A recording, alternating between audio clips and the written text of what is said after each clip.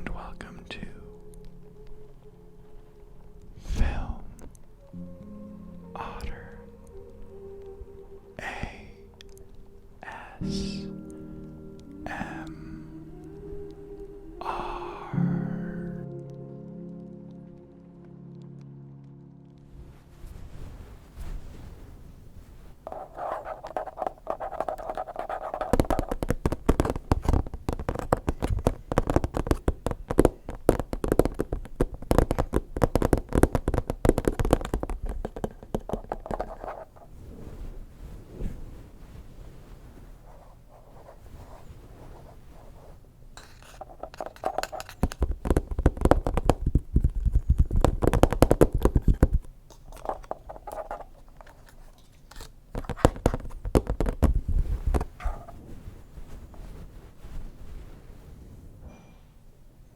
Hello,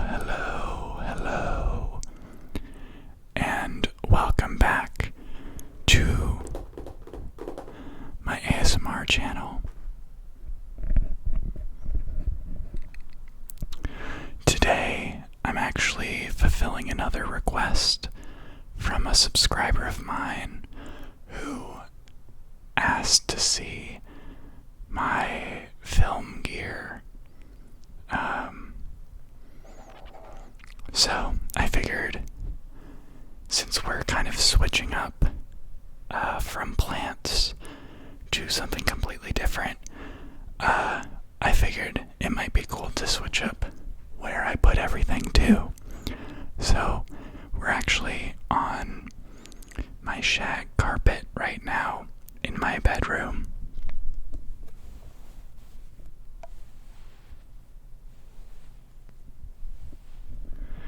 And I think it's kind of relaxing and soothing. And, we're just changing it up a little bit. So let me know if you like having everything against a different background for a little bit. Let me know what you think. But, today I wanted to show you some of my film gear. It's not all of it, but it is kind of like the important parts. And I figure we can make a lot of different sounds with what we do have here. If I put everything here that I use for filmmaking, this camera would have to be mounted on my ceiling as wide as it can be, because I have a lot of gear, but this is kind of the basics. And obviously, I'm using some of it now to film this, so I hope you enjoy though.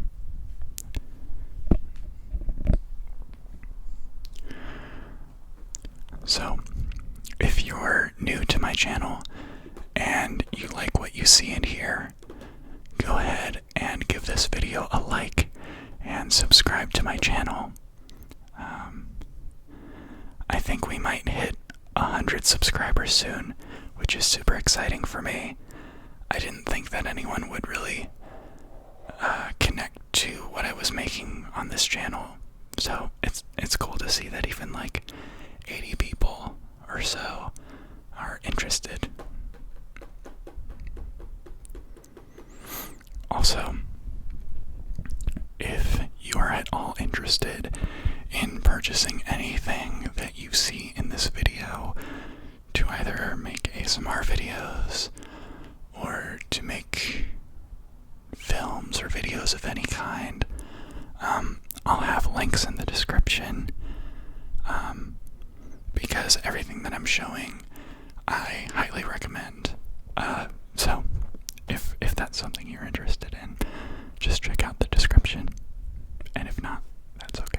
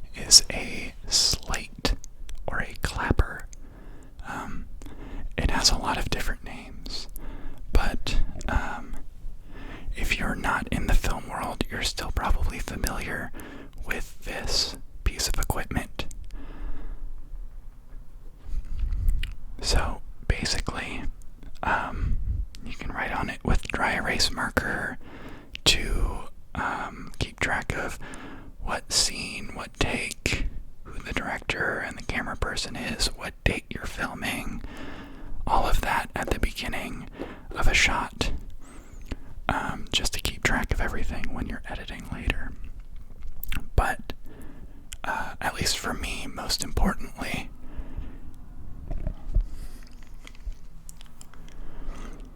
it helps you sync the sound with every take and every shot that you're doing, because this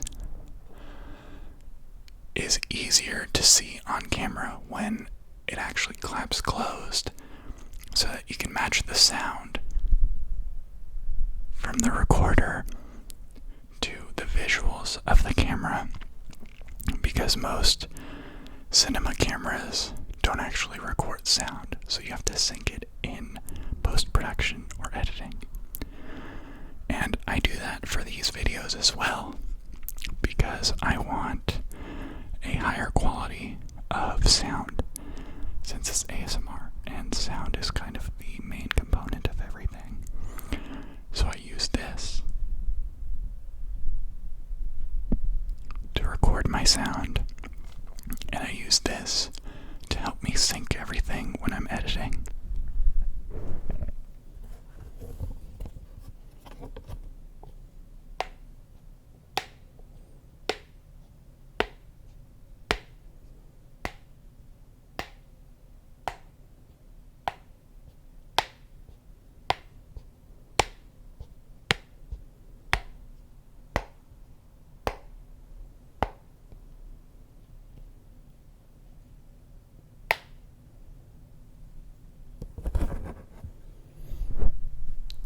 And then after you clap the slate, the direction. And then after you clap the slate, the director, which tends to be me, yells action. And that's when everything starts. It's kind of interesting because actually a lot of people who don't do film think that the phrase is lights, camera, action, and that's actually not the case.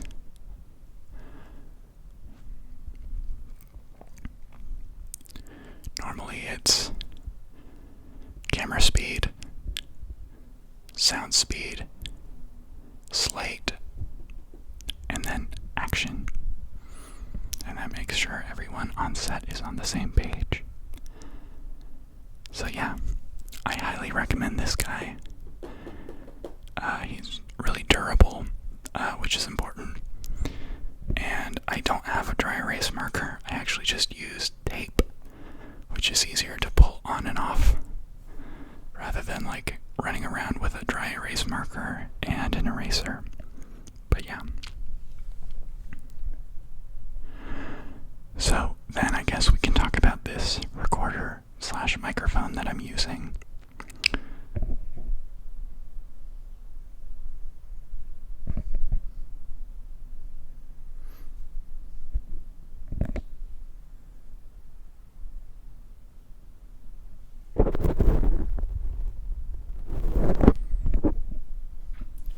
It's a Zoom H6.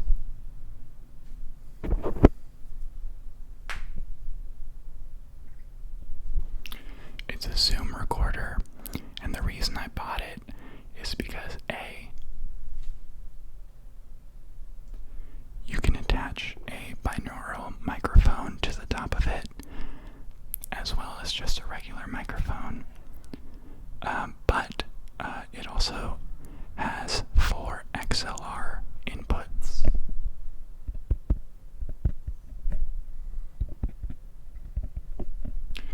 And they record on their own levels.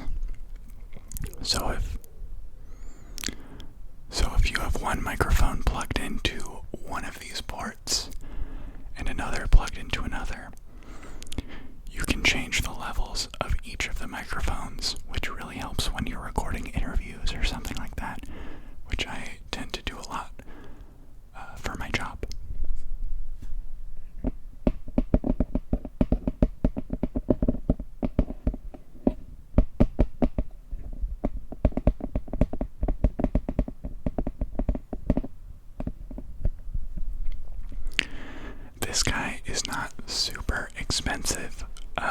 as far as recorders go.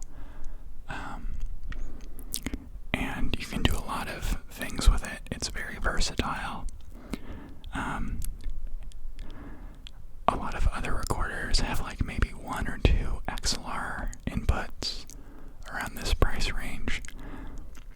So if I wanted to, I could record with like 5 different sources, which I have not done before, but it's a choice that I could make.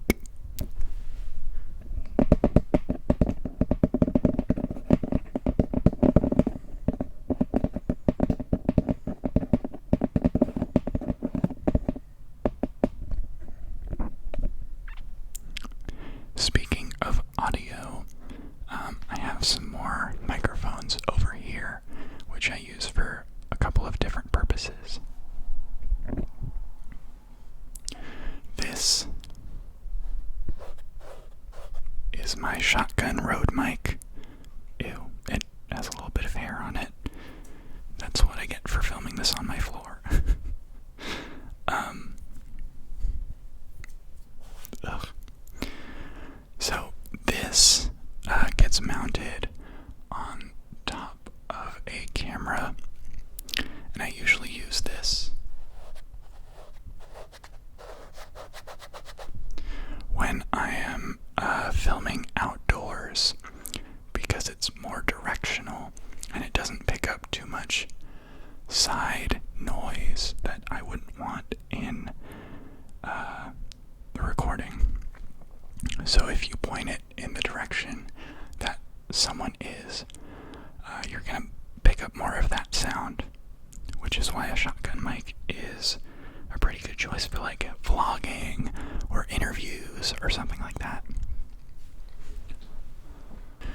This mic also has an input that plugs in directly to the camera, which is nice when you're shooting things on the go, because you don't have to sync it after. You just plug it into the camera, and there you go. Now, it doesn't produce the best quality of sound, but when you're doing something like a documentary and you're following someone through the street, it does a great job of picking up what you need to pick up and not too much of other stuff. And this guy's not expensive at all, so I highly recommend if you're like doing a vlog type of thing. It wouldn't be ideal for this kind of a setup that we're doing right now.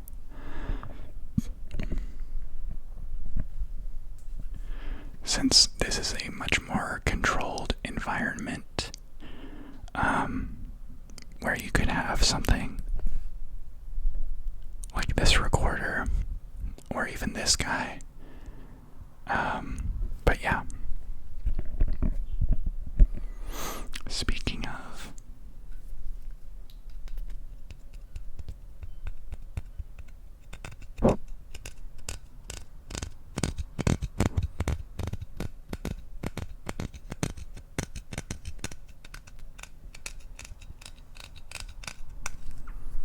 I believe this guy is also by Rode, but I actually spray painted over him with yellow, because I was doing a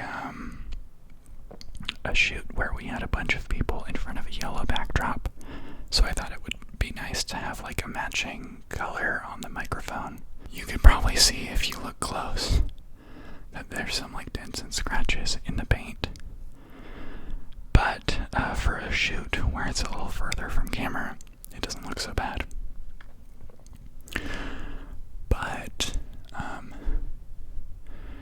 this is a great microphone if you're kind of going around and asking people questions in the street, because it really only picks up sound in like this area. You have to hold it pretty close to your mouth. But when you do, it gives really crisp audio.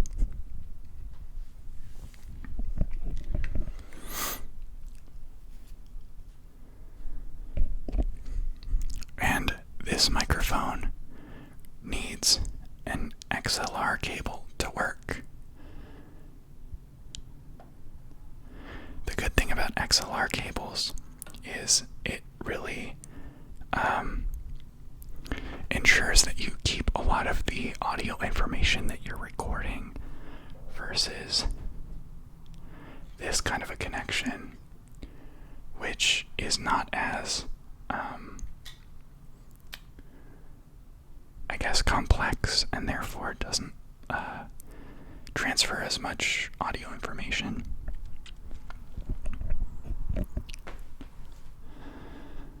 So,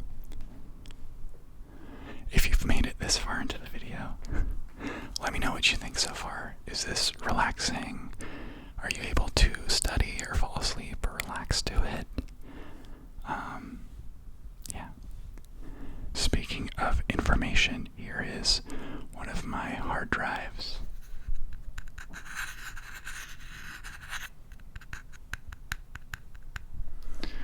I say one of because I probably have 5 of these laying around, and it may look small, but it actually is 1 terabyte of storage, which is a lot.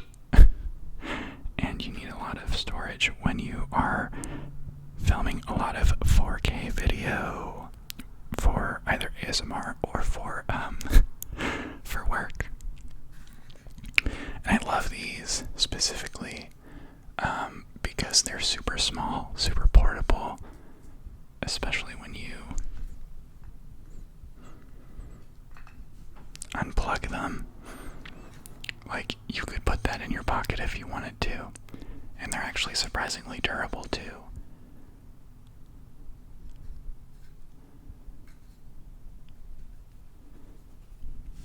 I think this specific one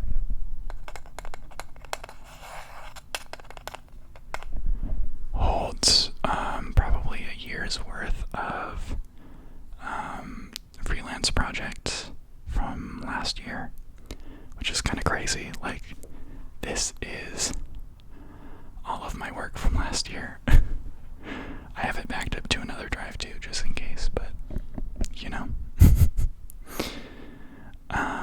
Speaking of memory, this is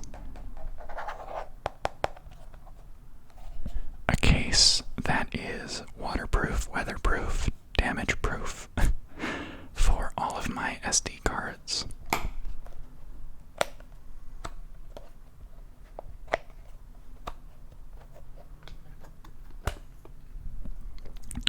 I have 3 64 gigabyte extremely fast SD cards. They need to be pretty fast to handle 4K footage, and they store a lot, so I don't really have to switch out in the middle of a shoot that often. I have a lot more, but I'm using one in my camera, one in my microphone right now, and there's another one connected to my computer downloading some footage right now. But yeah, this is a great one because it has different sizes that you can put in there. And it has, I don't know if you can see because it's black on black, but it has this gasket that makes it weatherproof and waterproof and everything. And I've actually tested it, and it's the truth. You can submerge this in water and have completely dry memory cards and stuff. So yeah, highly recommend if you need a place to put your SD cards, especially if you lose SD cards, because at some point they get kind of expensive. So you don't want to lose them.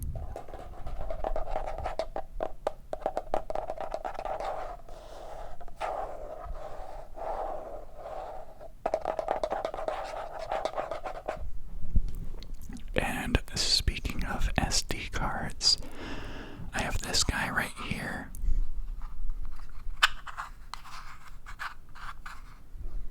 Which is my card reader.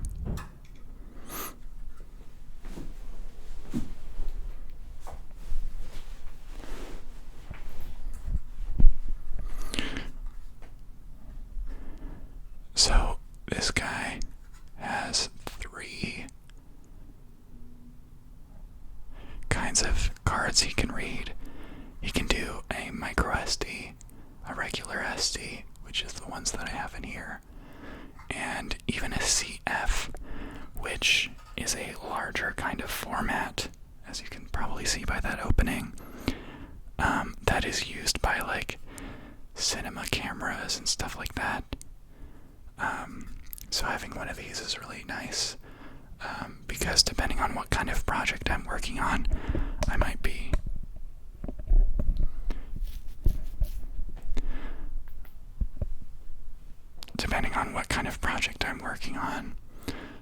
using a CF card or an SD, and just having one card reader is better than like having three that you have to deal with, especially nowadays that laptops for some reason don't come with SD card slots anymore, which I think is kind of dumb, because, but whatever. Technology moves at a rapid pace. So now I think it might make sense to show you my batteries, which are right here.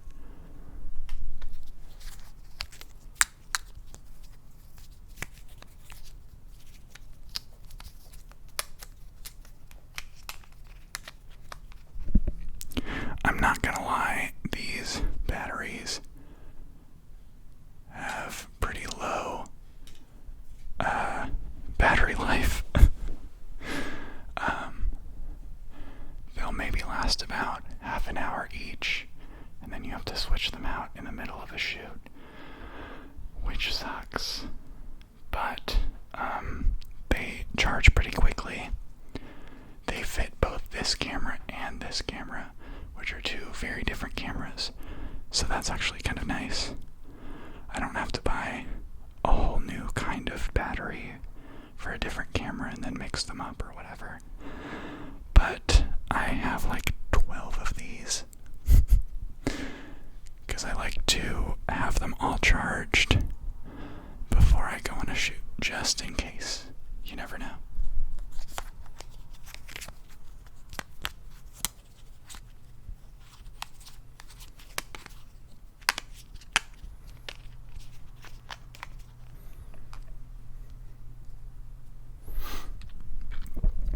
Then you might be wondering what this clamp is for too.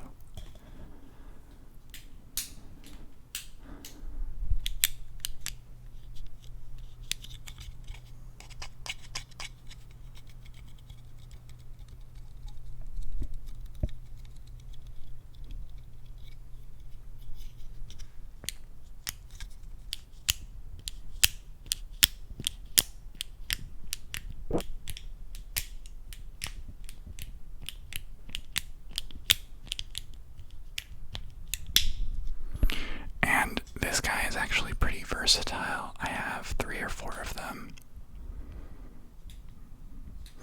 And one of their main uses is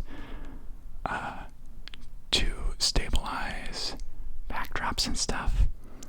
If you watched my plant tour video, you saw that I have a backdrop of seamless paper up at all times in my room, which is kind of weird, but that's just how I roll.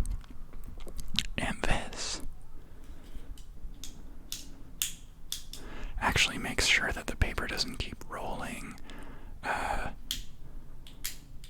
and, waste paper and stuff.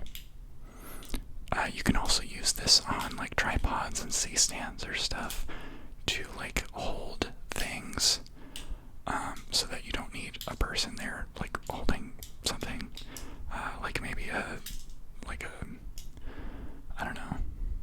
flag, or a bunch of stuff. Like if you need to put things on things, use this. Don't use duct tape. There is some tape that a lot of videographers and filmmakers use, which I didn't put in this video. But if you guys enjoyed this, I might actually make a part 2, because there's other stuff that makes different sounds from all of this stuff that I think might be interesting. But let me know if you'd be into that. So,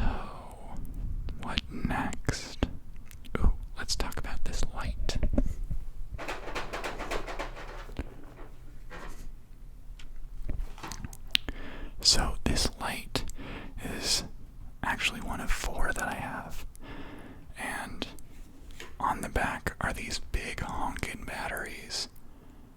They're kind of wild, but they last so long. Like, on just one charge of both of these batteries, this guy can go for like 2 hours on full blast without you having to worry about it. And I'm going to turn it on. So I don't know how bright this is going to be. Not very, because I forgot to charge it. But I use these for pretty much every shoot that I have to light. And that includes these ASMR videos. I'm using one right now with some diffusion, and they get very bright. They came in a set of 3, I believe. So if you're looking for like a 3-point lighting setup, or just lights to make your ASMR videos look pretty, highly recommend. Yeah.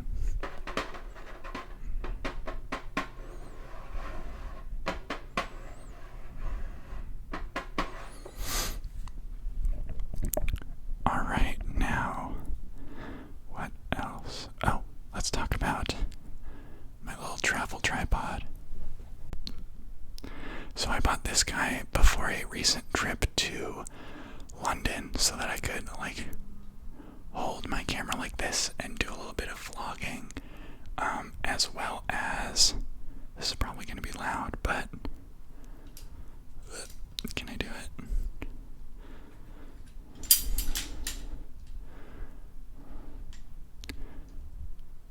It goes into like a pretty short tripod, and I bought this head for it too so that you could swivel the camera on it. But it's really compact. Like, you can make it do that and then just like stick it in your bag and you're ready to go. Super durable, super steady, which is important because a lot of those like Gorilla Pods with like the flexible legs and stuff kind of are the worst, because after like 2 or 3 uses they just kind of droop, and this guy obviously will not have that problem. So I highly recommend getting one of these if you're looking for like a short tripod that will last forever. Super cool. Very sleek and light too, which is important because if you have like a heavy camera on this guy, like, your arms, well, thank you for having a light tripod.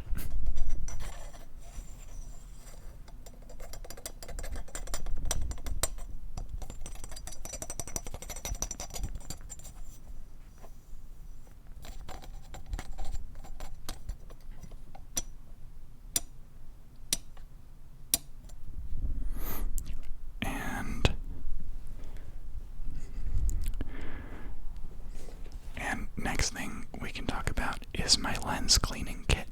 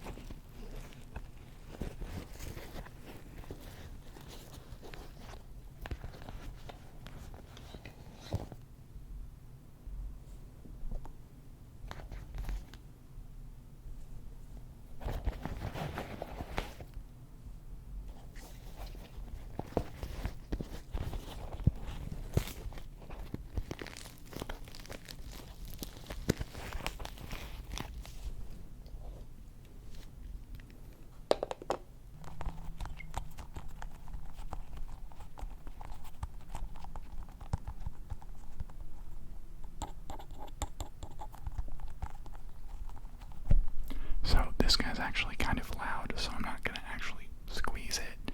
But basically what you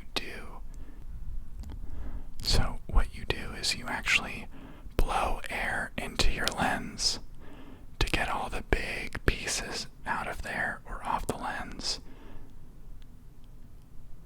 so that you don't scratch it. And show you, but it's pretty loud.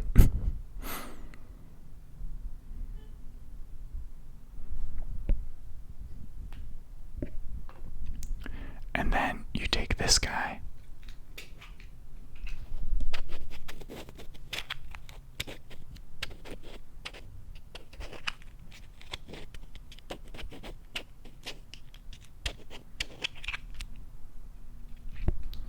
and you pop it out, and it's actually a brush, and then you just brush the lens.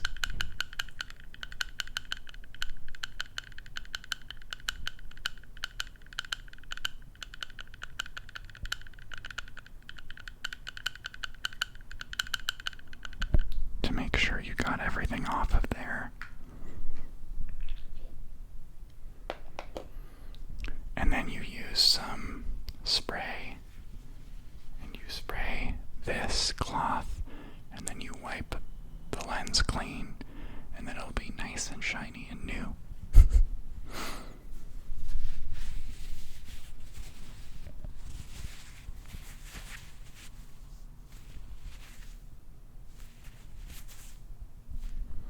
But yeah, that's my lens cleaning kit.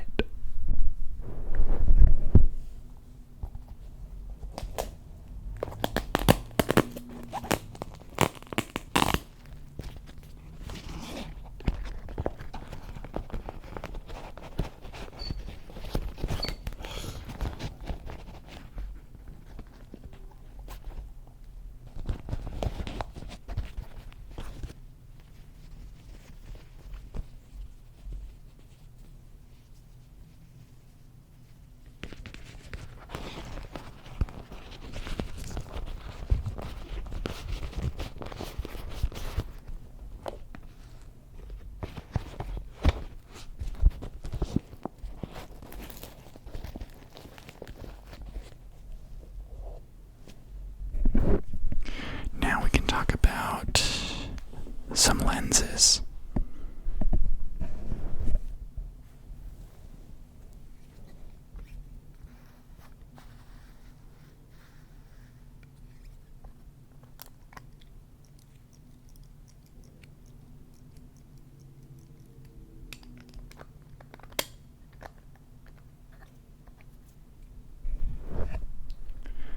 So this is a 1.8 50mm lens for a Sony camera, or any camera. I mean, you can buy an adapter and,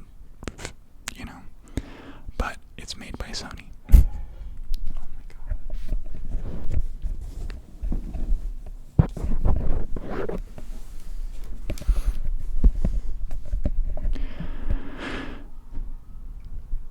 So here we have a Sony manufactured 50mm lens, and it's f1.8. It has optical steady shot too, which is pretty nice. So this lens is made for cropped sensor cameras, like the one I'm using right now. This one here is not a cropped sensor, and therefore if you use this lens, you can still use it, but you're going to get some black edges, and it's not going to take up the whole frame, so you have to punch in editing, and it's kind of a pain, but you can if you want.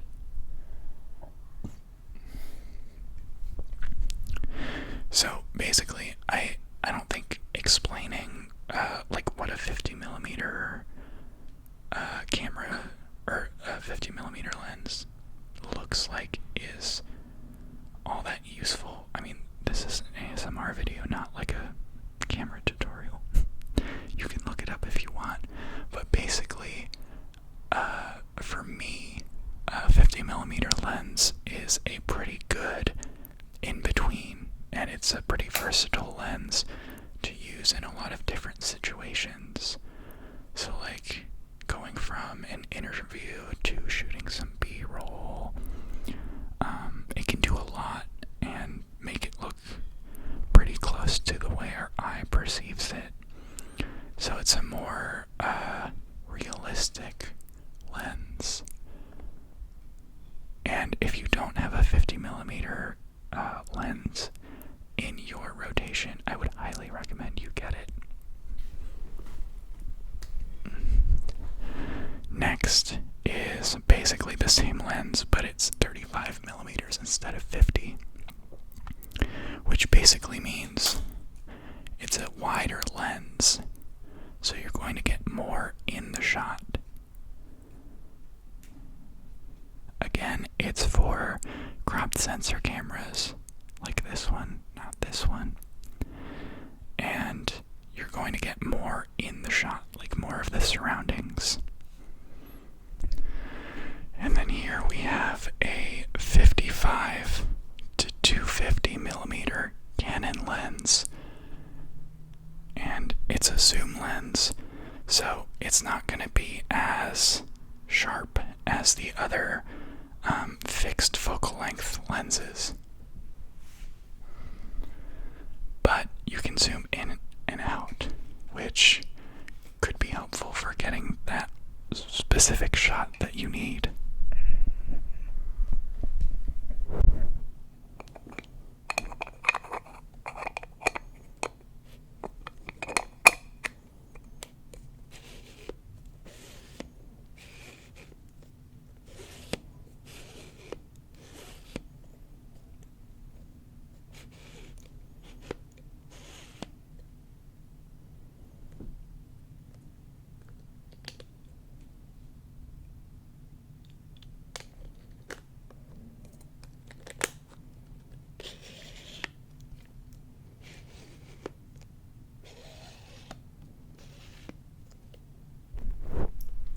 Since it's so big, it's also less travel friendly, so I don't actually use it that often.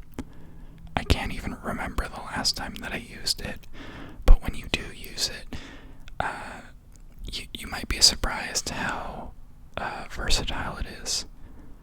Because like I said, it's from 55mm all the way to 250, and it might not be as sharp. But getting those far off shots of like the Golden Gate Bridge and really getting in there for some detail, it can be pretty cool. Talk about this lens right here, which is a Zeiss 85mm f1.8 lens. So Zeiss makes really beautiful lenses. They are known for their glass, and that means they are incredibly sharp and incredibly precise. You could look at the footage. You could look at the footage from an 85mm made by Zeiss and one made by Sony or Canon and see the difference immediately. This is kind of known as a portrait lens.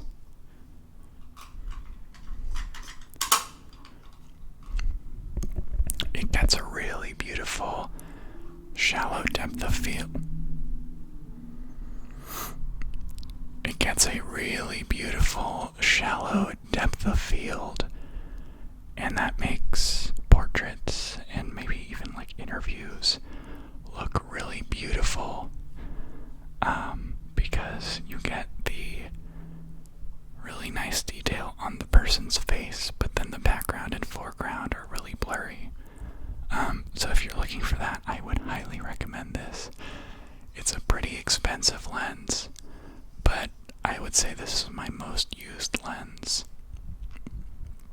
I also have a much wider lens, which is on my camera right now. It's actually a 10 to 18mm Sony lens, so you can go really wide with this one. 10mm is pretty close to like fisheye status. I don't usually go that wide, but 18 is a nice like wide shot where not too much is like warped on the side of the frame. So if you're looking for like a wider lens for like landscapes or just wider shots in general, I would highly recommend this one.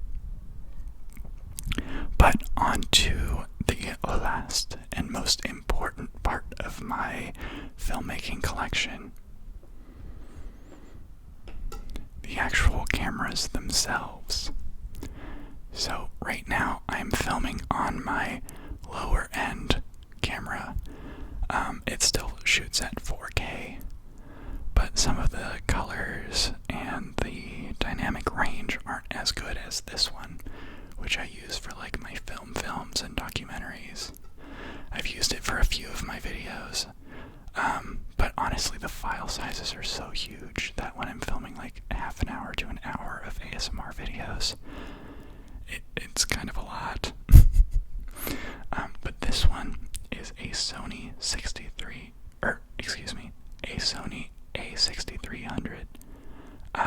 So that I think is about like $800, $900 or something. At least that's what I paid for it. And it's a great 4K camera that does pretty well in low light. It's not amazing, but for the price, you can't really beat it. It is so sturdy, so reliable. I love it a lot.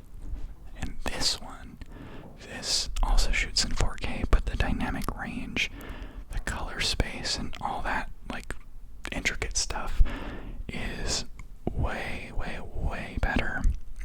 This is a Sony A7s II.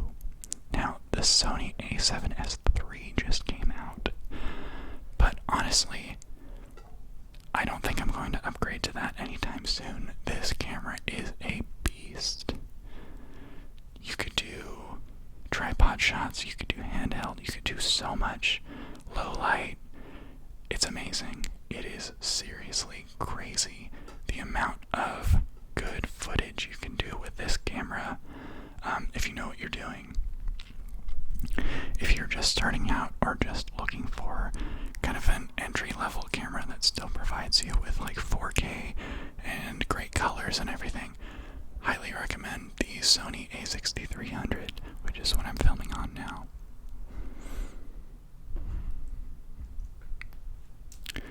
But yeah, I hope you enjoyed that video.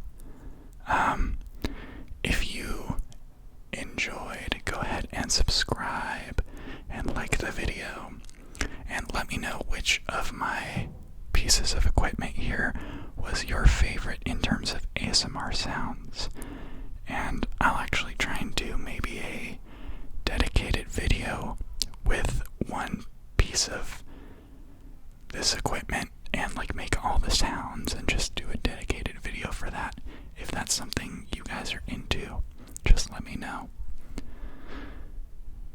I also think I might do a part 2 in the future where I show you more of my filmmaking video gear collection, because there's a lot more. So I'm just gonna make some sounds with my equipment and fade out the video. Enjoy.